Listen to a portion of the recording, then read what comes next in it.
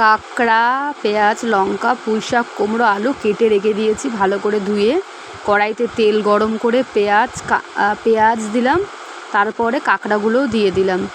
দিয়ে ভালো করে লাল লাল করে কাঁকড়াগুলো আগে ভেজে তুলে নিতে হবে। একটু নুনও দিয়ে দিলাম যাতে একটু মশলাটা ঢোকে, মানে নুনটা যাতে হয়। হলুদ আর নুন দিয়ে ভালো করে নাড়াচ্ছি। ভালো করে নাড়িয়ে লাল লাল করে ভেজে নিতে হবে। লাল লাল করে ভাজা হয়ে গেলে তুলে নেব। নিয়ে কড়াইতে তেল দিলাম, তেলটা গরম করে ওর মধ্যে ভালো করে তেলটা যখন গরম হয়ে যায় 5 ফোড়ন, শুকনো লঙ্কা আর একটা কাঁচা লঙ্কা দিয়ে দিলাম। একটু পেঁয়াজও দিয়ে দিলাম তার সাথে, পেঁয়াজ দিলে ভালো লাগে কাঁকড়ার সাথে, তো গন্ধটা ভালো আসে। নুন দিলাম যাতে তাড়াতাড়ি পেঁয়াজটা গলে যায়, সবাই জানো তোমরা। কুমড়ো আলু দিয়ে ভালো করে কষিয়ে তারপরে নুন, হলুদ, লঙ্কা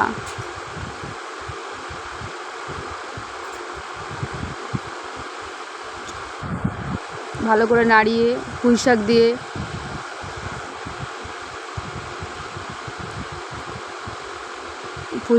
ভালো করে নাড়িয়ে নিলাম।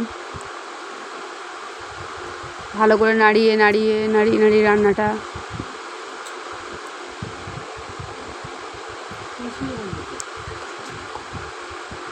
আর ঢাকা দিয়ে দিলাম। ঢাকা দিয়ে একটু হালকা করে নাড়িয়ে নিলাম ভালো করে। নিয়ে অল্প একটু জল দিলাম যাতে তাড়াতাড়ি সেদ্ধ হয়ে যায়। আবার খুলে নিলাম, নিয়ে দেখছি যে সিদ্ধটা হলো। কারণ পুঁই শাক তো একটু জল না দিলে সিদ্ধ হবে না, লেট হবে। তো তাড়াহুড়ো ছিল আমাদের একটুখানি, তাই জন্য তাড়াতাড়ি করে জল দিলাম। আর জল দিলে ভালো হয়, মোটামুটি কাঁকড়া দিয়ে তো একটু মাখা মাখা হলে টেস্টি হবে। হালকা চিনি দিয়ে দিলাম, একটু টেস্ট হবে। কাঁকড়াটাও দিয়ে দিলাম, দিয়ে ভালো করে নাড়িয়ে একটুখানি ঘেটে দিলাম, দিয়ে একটু ঢাকা দিলাম, দিয়ে সিদ্ধ হয়ে গেল। ঢাকা দিলাম কারণ তাড়াতাড়ি সেদ্ধ হয়ে যাবে, এই জন্য।